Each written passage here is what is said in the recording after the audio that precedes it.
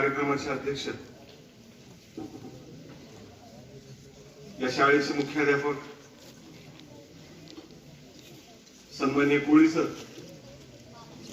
या ठिकाणी मंचावर उपस्थित असणारे माझे सहकारी मित्र सन्माननीय बोकडे सर, माझे दुसरे सहकारी मित्र ढोबळे सर, ज्या विद्यार्थ्यांनी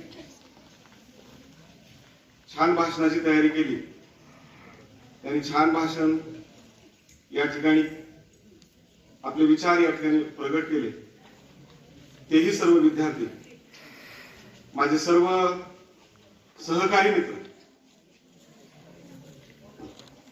त्याचबरोबर आपण सर्वजण विद्यार्थी बंधू भगिनी, विद्यार्थी मित्रांनो, 14 नोव्हेंबर 1889 ला तत्कालीन अलाहाबाद, अर्थात आजचं ते प्रयागराज आहे, अलाहाबादला पंडित मोतीलाल नेहरू आणि त्यांच्या सुविद्य पत्नी सौ स्वरूपा देवी यांच्या संसार वेलीवरती जे एकमेव फूल उमललं ते म्हणजे पंडित जवाहरलाल नेहरू. विद्यार्थी मित्रांनो, जवाहरलाल नेहरूच्या संदर्भाने या ठिकाणी बऱ्याच विद्यार्थ्यांनी आपली मतं व्यक्त केलेली आहेत. यापेक्षा थोडंसं वेगळं मत मी या ठिकाणी व्यक्त करणार आहे. त्यांच्या जन्माचं एक रहस्य आहे. हे रहस्य मला तुम्हाला या ठिकाणी सांगायचं. विद्यार्थी मित्रांनो, पंडित जवाहरलाल नेहरू यांचे वडील पंडित मोतीलाल नेहरू हे त्यांचे मित्र पंडित मदन मोहन मालवीय आणि दीनदयाल शास्त्री हे दररोज सकाळी मॉर्निंग वॉक साठी जायचे. आणि बरेच दिवस पंडित मोतीलाल नेहरू यांचा विवाह झाला असताना देखील त्यांच्या संसार वेलीवर फूल उमलत नव्हतं, त्यांना मुलगा होत नव्हता किंवा अपत्य होत नव्हतं. त्या तिघा मित्रांमध्ये चर्चा व्हायची. मदन मोहन मालवीय, पंडित मोतीलाल नेहरू आणि दीनदयाल शास्त्री. आणि मग गंगा नदीच्या काठावर एक वृक्ष होता, ज्या वृक्षाला एक साधू स्वतःला उलट टांगून घ्यायचा. एक सिद्ध पुरुष होता आणि ज्याला रिद्धी आणि सिद्धी प्राप्त झालेली असते त्याला तो त्रिकालबाधित ज्ञानी असतो. त्रिकालबाधित ज्ञानी म्हणजे ज्याला भूतकाळ, भविष्यकाळ आणि वर्तमान काळ सगळं कळतं. भूतकाळात मी काय होतो, म्हणजे माझा जन्म कुठं होता, मी माणूस होतो का जनावर होतो का काय होतो, हे त्या माणसाला कळतं जो म्हणजे त्रिकाल ज्ञानी असतो. माझा भविष्यकाळ म्हणजे पुढचं माझं जीवन कुठं जाणार आहे, मी कुठल्या जन्मात जाणार आहोत, कुठं जन्म घेणार आहोत, हे ज्यांना कळतं तो म्हणजे त्रिकाल ज्ञानी असतो. लक्षात ठेवा, भूत, भविष्य, वर्तमान या तिन्ही काळाला तो जाणून असतो. असा एक त्रिकाल ज्ञानी त्या झाडाला स्वतःला उलट टांगून घ्यायचा आणि दिवसातून फक्त एकदा खाली उतरायचं. दिवसभर अगदी 24 तास झाडाला उलट टांगून घ्यायचं. सकाळी फक्त आंघोळीला खाली उतरायचा आणि जेवण करायचा आणि स्वतःला उलट लटकावून घ्यायचा.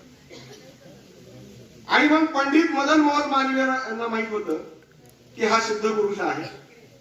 ते खाली उतरल्यानंतर हे तिघजण त्यांच्या समोर जाऊन बसले की पंडित मदन मोहन मालवीय त्या महाराजांना विनंती केली, त्या सिद्ध पुरुषाला विनंती केली की पंडित मोतीलाल नेहरू संतान की अभिलाषा में कृपया आपका आशीर्वाद चाहिए. उनको संतान की अभिलाषा, आपका आशीर्वाद चाहिए. तेव्हा त्यांनी पंडित मोतीलाल नेहरू यांच्याकडे बघितलं आणि तुला अपत्य होणार नाही म्हणून सांगितलं. पण महाराज काही करा, आपला आशीर्वाद, तुम्हाला विश्वास बसला नाही गोष्टीचा.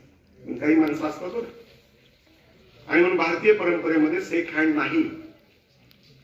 शेक हँड हा परदेशातून आला आपल्याकडे. का आला?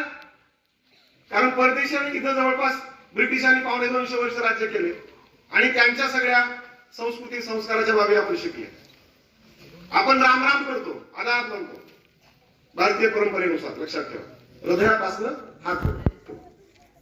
पण अलीकडे hi bye shake hand, hello how are you, आणि मग शेक हँड का करायचं नाही भारतीय परंपरेमध्ये? कारण एखाद्याच्या शरीरातली नकारात्मक ऊर्जा तुमच्या शरीरात येऊ शकते आणि म्हणून तो शेक हँड करायचा नसतो. आणि म्हणून त्या सिद्ध पुरुषाला जेव्हा विनंती केली, त्या सिद्ध पुरुषाने पंडित मदन मोहन मालवीय यांच्या डोक्यावरती हात ठेवला, परंतु अडचण सांगितली, तुला नक्की पुत्र होईल, पण तुझा वंश मात्र तो निर्वंश असेल. म्हणजेच पुत्र निर्माण होईल, पुत्र जन्माला येईल, पण त्याच्यानंतरची पिढी मात्र तुझ्या नावाने तिथे जगणार नाही, नेहरू नावाने राहणार नाही, पुढे वेगळ्याच कुठल्या तरी नावाने राहील. तसंच झालं, लक्षात ठेवा. पंडित नेहरू, जवाहरलाल नेहरू यांना एकच मुलगी झाली, ती म्हणजे इंदिरा, प्रियदर्शनी इंदिरा, जी पुढे गांधी झाली, म्हणजे फिरोज गांधी यांच्याबरोबर लग्न केलं आणि ती गांधी झाली, निर्वंश झाला. हा सिद्ध पुरुषाचा आशीर्वाद. हे रहस्य मला विद्यार्थी मित्रांनो या ठिकाणी सांगायचं. विद्यार्थी मित्रांनो, पंडित नेहरू यांचं मूळ आडनाव हे नेहरू नव्हतं, हे डोक्यातून अगोदर काढून टाका. त्यांचं मूळ आडनाव आहे कौल. कौल घराणं हे काश्मीरी पंडित घराणं आहे, लक्षात ठेवा. त्यांचा जो मूळ पुरुष होता, म्हणजे पंडित जवाहरलाल नेहरू यांचे पंजोबाचे कोणीतरी पंजोबा असते समजा, त्यांचं नाव आहे राजनारायण कौल. राजनारायण कौल यांनी तारीखे काश्मीर नावाचा एक ग्रंथ लिहिला, सुंदर ग्रंथ लिहिला, आणि जो काश्मीरी आणि फारसी आणि संस्कृत भाषेत तो ग्रंथ लिहिला. आणि या ग्रंथाबद्दलची माहिती दिल्लीच्या तख्तावर असणारा फारुख सियर नावाचा जो राजा बसला होता, मुघल राजा, त्याच्या कानावरती गेली. फारुख सियरनं त्या राजनारायण कौल यांना दिल्लीला बोलवून घेतलं. दिल्लीला आजचा जो चांदणी चौक आहे, त्या चांदणी चौकाच्या बाजूला त्यांना एक जागीर दिली, जागा दिली आणि एक घर बांधून दिलं. आणि हे कौल कुटुंब यमुना नदीचा जो कालवा होता, त्या कालव्याला हिंदीमध्ये नहर असं म्हणतात. त्या कालव्याच्या काठावर राहणारे म्हणजे नहरच्या काठावर राहणारे कोण? नेहरू. आणि म्हणून कौल हे काय झाले? नेहरू झाले. पुढे पहा, राजनारायण कौल अर्थात नेहरू यांना दोन नातू होते, साहेबराम कौल आणि मौसाराम कौल.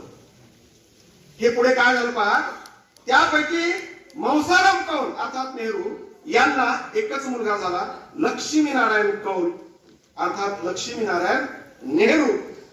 त्यांना पुढे एकच मुलगा झाला, गंगाधर नेहरू. आणि गंगाधर नेहरू 1857च्या जे काही उठाव झाला, क्रांती झाली या देशामध्ये, स्वातंत्र्य लढा झाला या देशामध्ये, त्यावेळा दिल्ली सोडून ते आग्र्याला आले, लक्षात ठेवा. आणि आग्र्यामध्ये आल्यानंतर बंसीधर, नंदलाल कौल आणि मोतीलाल नेहरू या तीन मुलांना त्यांनी जन्म दिला. त्याच मोतीलालाच्या पोटी पंडित जवाहरलाल नेहरू विद्यार्थी मित्रांनो यांचा जन्म झाला.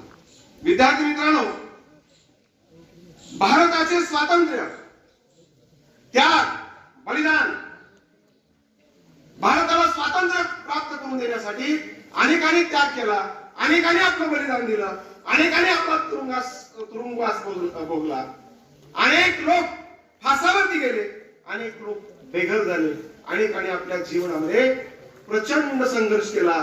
त्यामध्ये नंबर 1 चं नाव म्हणजे पंडित जवाहरलाल नेहरू. आणि म्हणून या दिनाचं स्मरण करत असताना मी प्रथमतः पंडित जवाहरलाल नेहरू यांना अभिवादन करतो आणि पुढे सरकतो. विद्यार्थी मित्रांनो, गेल्या 4 दिवसापासून एक पुस्तक वाचत आहे सर. त्या पुस्तकाचं नाव आहे पंडित नेहरू, मिथक आणि सत्य. पुस्तक आहे नरहर कुरुंदकर, खूप वाचण्यासारखं पुस्तक आहे. त्याच पुस्तकातले सगळे संदर्भ आहेत. नरेंद्र कुरुंदकरचं पुस्तक आहे, ज्या पुस्तकाचं नाव आहे पंडित जवाहरलाल नेहरू मिथक आणि सत्य, म्हणजे खोटा आणि काय खरं. कारण नेहरूच्या संदर्भानं प्रचंड खोट्या गोष्टी आज व्हॉट्सअप नावाच्या युनिव्हर्सिटीवरती त्या ठिकाणी पसरवल्या जातात. विद्यार्थी मित्रांनो, 15 ऑगस्ट 1947 ला या देशाला स्वातंत्र्य मिळालं आणि स्वातंत्र्य मिळण्याच्या अगोदर 4 ऑगस्ट 1947 ला म्हणजे अगदी 11 दिवसापूर्वी पंडित नेहरू यांनी भारताचे तत्कालीन व्हाईसराय लॉर्ड माउंट बॅटन यांना एक पत्र लिहिलं. त्या पत्रातली ओळ, त्या पुस्तकातली जशी का तशी ओळ मी या ठिकाणी वाचून दाखवली. विद्यार्थी मित्रांनो, लॉर्ड माउंट बॅटन यांनी सांगितलं होतं की आता नेहरू तुम्ही तुमचं मंत्रिमंडळ तयार करू शकता, कारण थोड्याच दिवसात आम्ही तुम्हाला स्वातंत्र्य देणार आहोत. आणि म्हणून स्वातंत्र्य मिळण्याच्या अगोदर 11 दिवसांनी नेहरूंनी माउंट बॅटन यांना पत्र लिहिलं. त्या पत्रातलं वाक्य आहे, your excellency, I give below the name in my first cabinet. भारताचे व्हाईसराय मिस्टर माउंट बॅटन, मी एक यादी तुम्हाला देतोय. कशाची यादी? यादीमध्ये खालील नाव आहे की जे माझं पहिलं कॅबिनेट अर्थात पहिलं मंत्रिमंडळ आहे. विद्यार्थी मित्रांनो, नेहरू आणि सरदार वल्लभभाई पटेल मध्ये प्रचंड मतभेद असल्याचं त्या ठिकाणी मिथक, खोटी गोष्ट पसरवली जाते. परंतु नेहरूच्या मंत्रिमंडळामध्ये त्या यादीमध्ये, जी यादी माउंट बॅटनला पाठवली होती, त्या यादीमध्ये पहिलं नाव होतं ते म्हणजे सरदार वल्लभभाई पटेल. दुसरं नाव आहे त्याच्यानंतर मौलाना अब्दुल कलाम आझाद. तिसरं नाव आहे डॉक्टर राजेंद्र प्रसाद.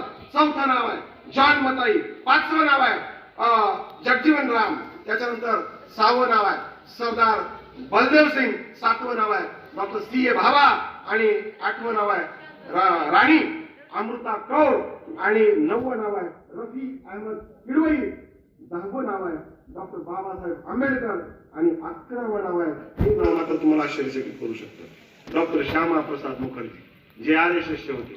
जे भक्त लोक आहेत सध्या, जे भक्त लोक नेहरूवर टीका करतात, त्या भक्तांना सांगावं असं वाटतं की नेहरूंनी या देशाचा पहिला पंतप्रधान म्हणून शपथ घेण्याच्या अगोदर जी मंत्रिमंडळाची यादी दिली, त्या मंत्रिमंडळामध्ये कट्टर विरोधक असणाऱ्या डॉक्टर श्यामा प्रसाद मुखर्जी, RSS राष्ट्रीय स्वयंसेवक संघाचा जो प्रमुख होता, त्याला आपल्या कॅबिनेटमध्ये मंत्रिमंडळामध्ये व्यापार मंत्री म्हणून त्याची नियुक्ती केली. लक्षात ठेवा.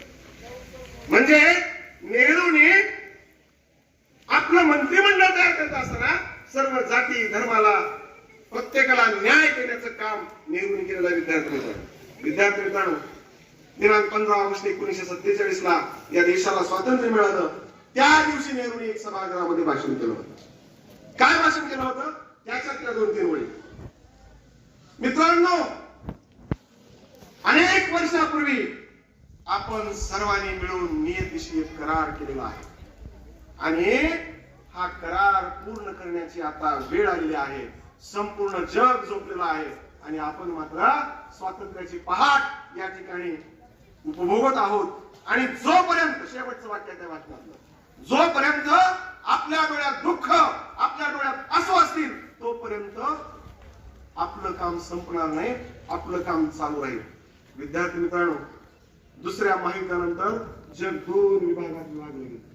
याच्यामध्ये एक गट होता अमेरिकेसारख्या भांडवलशाही राष्ट्राचा आणि दुसरा गट होता साम्यवादी विचाराच्या रशियाचा गट होता.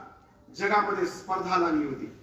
अमेरिकेच्या गटात, रशियाच्या गटात, अमेरिकेच्या गटात, रशियाच्या गटात शीतयुद्ध सुरू होतं. तेव्हा पंडित जवाहरलाल नेहरू यांनी एक निर्णय घेतला, आम्ही तुमच्याही गटात येणार नाही. रशियाला एकांत करून सांगितलं तुमच्याही गटात नाही, आणि अमेरिकेला एकांत करून सांगितलं तुमच्याही गटात येणार नाही. पण हे सांगत असताना त्यांनी काय सांगितलं पहा, आम्हाला अमेरिकेची पण गरज आहे आणि आम्हाला रशियाची पण गरज आहे, पण दोघांच्याही गटात न येता आमचा वेगळा गट राहील. डॉक्टर सुकार्नो, त्या काळचे इंडोनेशियाचे अध्यक्ष सुकार्नो, नासेर यासारख्या लोकांना घेऊन पंडित नेहरू यांनी एक वेगळा गट काढला, जो गट, ज्या गटाचं नाव होतं अलिप्ततावादी गट. कारण नेहरू या देशाचे सलग 17 वर्ष पंतप्रधान आणि सलग 17 वर्ष परराष्ट्र मंत्री म्हणून राहिले. ते परराष्ट्र मंत्री राहत असताना, परराष्ट्रासोबत जात असताना त्या ठिकाणी भारताचं पंचशील धोरण, जे बुद्धांनी सांगितलं होतं तेच धोरण त्या ठिकाणी पंडित जवाहरलाल नेहरू यांनी सांगितलं. विद्यार्थी मित्रांनो, आज भारतामध्ये बोलू नका रे, समोर पहा, कोणी बोलायचं नाही, अगदी 5 मिनिटात मी संपवणार आहे. विद्यार्थी मित्रांनो, आज भारतात IIT किंवा IIM सारख्या संस्था आहेत. आज या IIT मध्ये, IIM मधून शिकून जगभरामध्ये आपले भारतीय विद्यार्थी नेतृत्व करत आहेत. तुम्हाला खोटं वाटेल की गुगल असेल, ऍपल असेल, फेसबुक असेल, यासारख्या ज्या काही जागतिक स्तरावर काम करणाऱ्या ज्या संस्था आहेत, या संस्थांचं CEO पद, लक्षात ठेवा, मुख्य कार्यकारी अधिकारी पद आज भारतीय व्यक्ती त्या ठिकाणी उपभोगत आहेत. लाखो नव्हे, कोट्यावधी, अब्जावधी पॅकेज किंवा पगार विद्यार्थी मित्रांनो त्या ठिकाणी उचलत आहेत. विद्यार्थी मित्रांनो, अगदी 10-12 दिवसापूर्वीची घटना आहे. न्यूयॉर्कचा मेयर झाला झोरन ममदानी, एक मुस्लिम व्यक्ती आहे. झोरन ममदानी हा त्या न्यूयॉर्क, अमेरिकेमधलं जे न्यूयॉर्क शहर आहे तिथला मेयर झाला, नगराध्यक्ष झाला. आणि मेयरच्या भाषणामध्ये पहिलं नाव होतं सर पंडित जवाहरलाल नेहरू. का नाव घेतलं असेल? कारण ज्याला आधुनिक विचाराचं व्हिजन होतं, ज्याने भारताच्या रचनेमध्ये भारताला तयार करत असताना ज्याने धर्मनिरपेक्ष या गोष्टीवर भर देऊन त्या ठिकाणी भारताला घडवण्याचं काम केलं. भारतामध्ये आज जी मोठी धरण आहेत, मग भाषा धानगड असेल, हिराकूड धरण असेल, सरदार सरोवर धरण असेल, ज्या सरदार सरोवर धरणामध्ये सरदार वल्लभभाई पटेल यांचा भव्य पुतळा, स्टॅच्यू ऑफ द युनिटी उभा करण्यात आला आहे, ते सरदार सरोवराचं भूमिपूजन पंडित नेहरू यांनी केलं होतं. विद्यार्थी मित्रांनो, इस्रो नावाची संस्था, याचं पायाभरणी पंडित जवाहरलाल नेहरू यांनी केली. आणि म्हणून आपण आज चंद्रावर जाऊन पोहोचलो, मंगळावर जाऊन पोहोचलो. हे जर गमक कशात असेल तर पंडित जवाहरलाल नेहरू यांचं जे आधुनिक विजन होतं त्यामध्ये होतं विद्यार्थी मित्रांनो. आणि म्हणून अगदी 2 मिनिटांमध्ये जवाहरलाल नेहरू ज्यावेळा मृत्यू पावले त्यावेळा त्यांच्या टेबलवर एक कविता लिहिलेली पडली होती. सर, त्या कवितेच्या विद्यार्थी मित्रांनो ओळी आहेत. काय ओळी आहेत पहा. समोरचे दृश्य खूप मोहक आहे, म्हणून इथे रेंगाळाविषयी वाटते, मात्र मी नियतीला वचन दिले आहे, अजून खूप प्रवास बाकी आहे. जात असताना त्यांनी कविता लिहून ठेवली. लक्षात ठेवा, लोकांनी ही कविता वाचावी आणि माझं जे स्वप्न आहे ते पूर्ण करावं. विद्यार्थी मित्रांनो, दिनांक 27 मे 1964 ला 17 वर्ष सलग देशाचा प्रधानमंत्री आणि परराष्ट्र मंत्री म्हणून ज्यांनी काम केलं, गेल्यानंतर त्यांच्याच बरोबर खासदार म्हणून काम करणारा त्यावेळेचा जनसंघाचा, आजच्या भाजपाचा, देशाचे माजी पंतप्रधान अटल बिहारी वाजपेयी यांची पंडित नेहरू गेल्यानंतर काय प्रतिक्रिया पहा. म्हणजे विरोधकाला देखील हवा हवासा वाटणारा माणूस, मोहक म्हणजे पंडित जवाहरलाल नेहरू. अटल बिहारी वाजपेयी संसदेमध्ये दुःख व्यक्त करत असताना काय म्हणाले पहा. एक स्वप्न तुटून पडलेलं आहे, एक स्वप्न तुटून गेलं आहे, एक गाणं शांत झालं आहे, भयमुक्त आणि दुःखमुक्त जगाचं स्वप्न आता संपलं आहे. मानवतेचा सर्वात मोठा भक्त गमावला आहे. आज शांतता अस्वस्थ आहे. सामान्य माणसाने त्याच्या डोळ्यातला उजेड आता आपण कायमचा गमावला आहे. एक मोठा पडदा आता खाली आला आहे आणि या जगातून एक महान कलाकार निघून गेला आहे. संसदेचं नुकसान कधीच भरून निघणार नाही. आपला नेता आता निघून गेला आहे. नेत्याचे अनुयायी मागे राहिले आहेत. आता सूर्यास्त झाला आहे आणि आपला रस्ता आपल्यालाच शोधावा लागणार आहे. आता हे सांगायचं कशासाठी की आज प्रसार माध्यमातून, व्हॉट्सअप किंवा फेसबुक नावाच्या युनिव्हर्सिटीतून नेहरू सारख्या कर्तव्यदक्ष प्रधानमंत्र्यावर प्रचंड टीका केली जाते. नेहरू कसा चुकीचे होते हे सांगण्याचा प्रयत्न केला जातो आणि म्हणून मुद्दाम आपल्यासाठी अटल बिहारी वाजपेयीच्या ओळी त्या ठिकाणी आपल्या समोर या ठिकाणी प्रकट केल्या. नेहरूंबद्दल बोलण्यासारखं प्रचंड आहे विद्यार्थ्यांचं, परंतु या ठिकाणी फार काही न बोलता मी माझे विचार या ठिकाणी आटोपत घेतो आणि आपण मला या ठिकाणी शांतपणे ऐकलं त्याबद्दल सगळ्यांचे मी आभार व्यक्त करतो. आणि या ठिकाणी थांबतो. जय हिंद, जय महाराष्ट्र.